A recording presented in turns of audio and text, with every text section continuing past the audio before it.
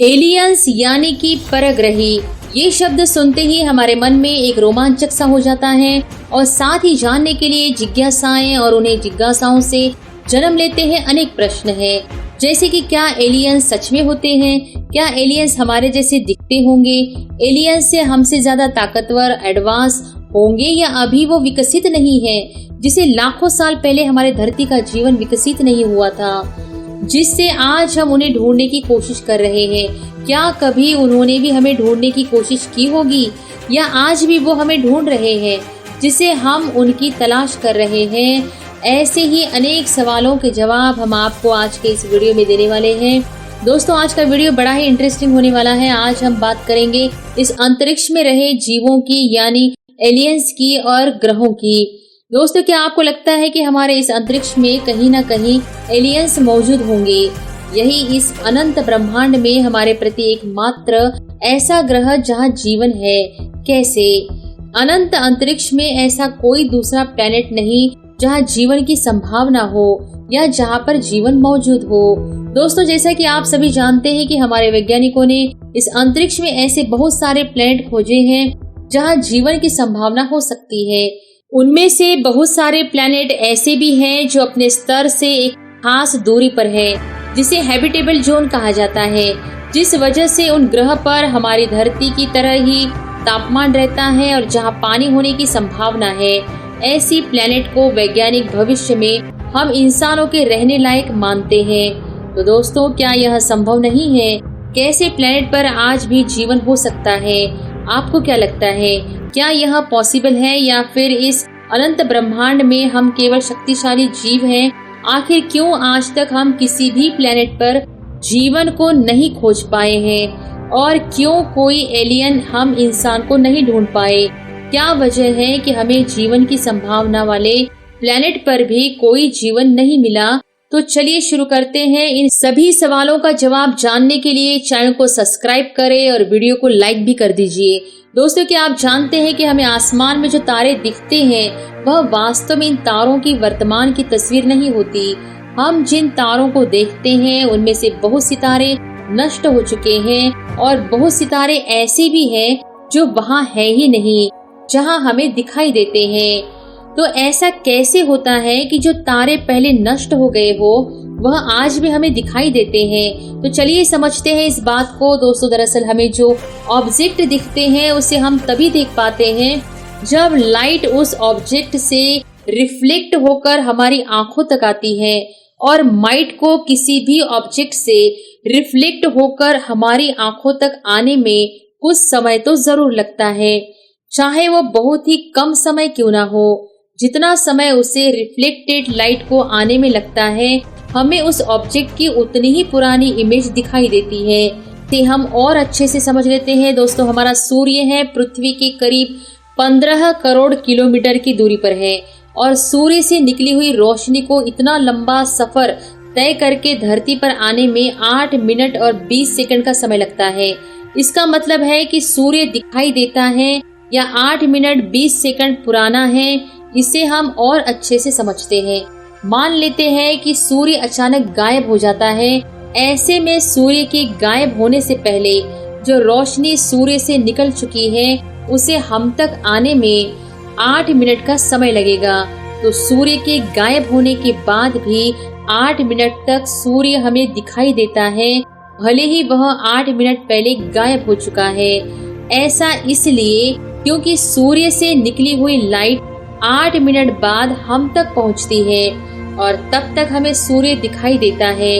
दोस्तों, यही वो खास वजह है कि हम किसी प्लेनेट पर लाइफ नहीं ढूंढ पाए हैं और ना ही कोई एलियन हमें ढूंढ पाए हैं। जैसा कि हम सभी जानते हैं, हमारा यूनिवर्स बहुत ही ज्यादा बड़ा और विस्तृत है और इसीलिए इतने बड़े अंतरिक्ष में लाइट को भी एक ऑब्जेक्ट से दूसरी ऑब्जेक्ट तक पहुंचने में हजारों लाखों सालों का समय लग जाता है। और यही होता है जब हम टेलीस्कोप से लाखों करोड़ लाइट ईयर दूर से आने वाली लाइट को देखते हैं, तो हमें उस टाइम यानी लाखों करोड़ साल पहले जो वहाँ पर मौजूद था वही दिखाई देता है, ना कि वो जो वहाँ पर आज मौजूद है।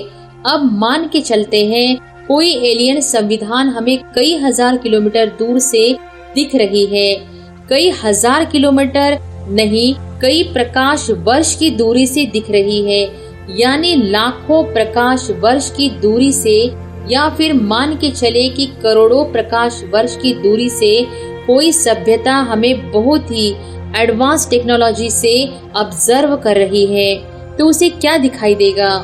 उसे यहाँ पर एक ऐसा पिंड दिखाई देगा जिस पर आग बरस रही है, यानी कि करोड़ों साल पहले की धरती दिखाई देगी। और ऐसे में उनका अंदाजा यही होगा कि इतने गर्म और उबलते हुए ग्रह पर जो जीवन हो ही नहीं सकता, और इसीलिए वो हमें एक बेजान ग्रह मानकर अपना ध्यान किसी और ग्रह पर केंद्रित करेंगे।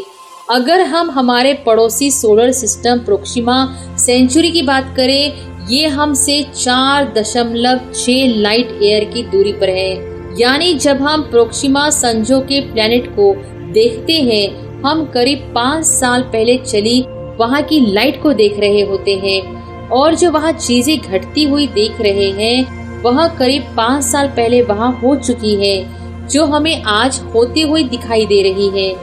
और हम ये बात नहीं जानते कि वहाँ फिलहाल क्या चल रहा है।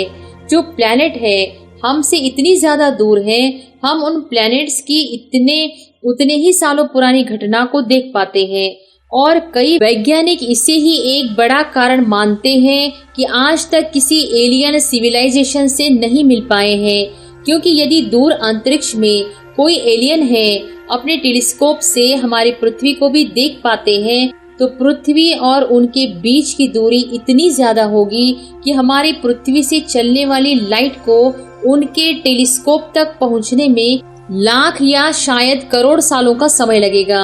और अगर कोई एलियन से अभी हमारे प्रतीक को देख रहे होंगे तो उन्हें डायनासोर या कोई जानवर दिखाई दे रहे होंगे, और अगर वो बहुत ही ज्यादा दूर होंगे तो उन्हें तो पृथ्वी आज भी आग की गोली की तरह ही दिखाई दे रहे होंगे, जहाँ पर ज्वालामुखी विस्फोट हो रहे हैं। और यही कारण है एलियंस पृथ्वी को इस लाइफ लेस प्लैनेट मानकर छोड़ देते हैं और दूसरे प्लैनेट की खोज करने लग जाते हैं। ये कारण कि जब हम इंसान भी टेलीस्कोप से लाखों प्रकाश वर्ष दूर देखते हैं तो हम वर्तमान को नहीं देख रहे, बल्कि हम उस लाखों वर्ष पुराने पास को देख रहे होते हैं। यानी अगर आज उस प्रिंट पर जीवन मौजूद भी है, तब भी हम उस प्रिंट की लाखों साल पुरानी घटना ही देख रहे होंगे।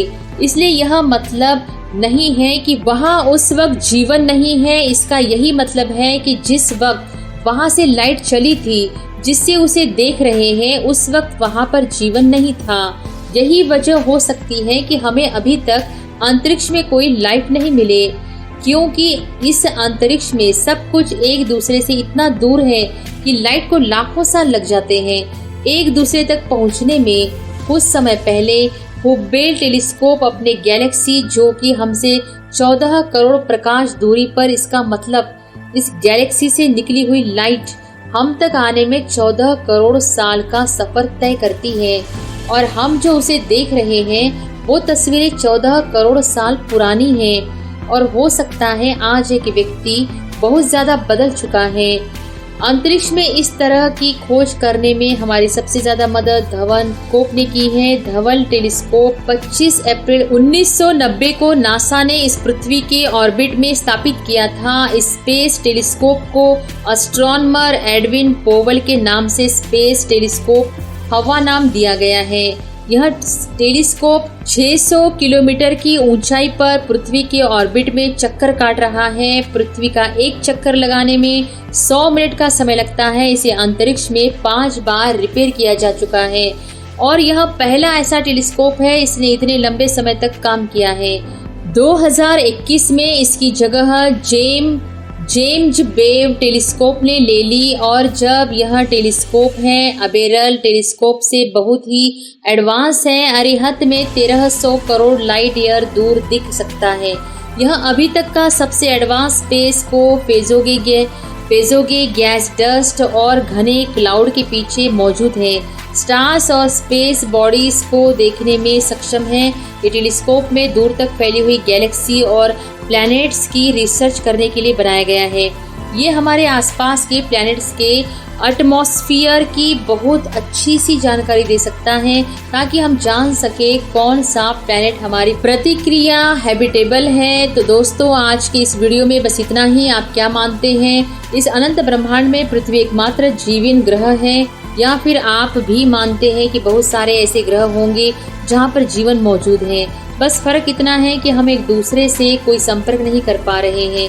क्या आप इस बात को मानते हैं? कमेंट में लिखकर जरूर बताएं। एक बार फिर मिलते हैं, तब तक के लिए धन्यवाद।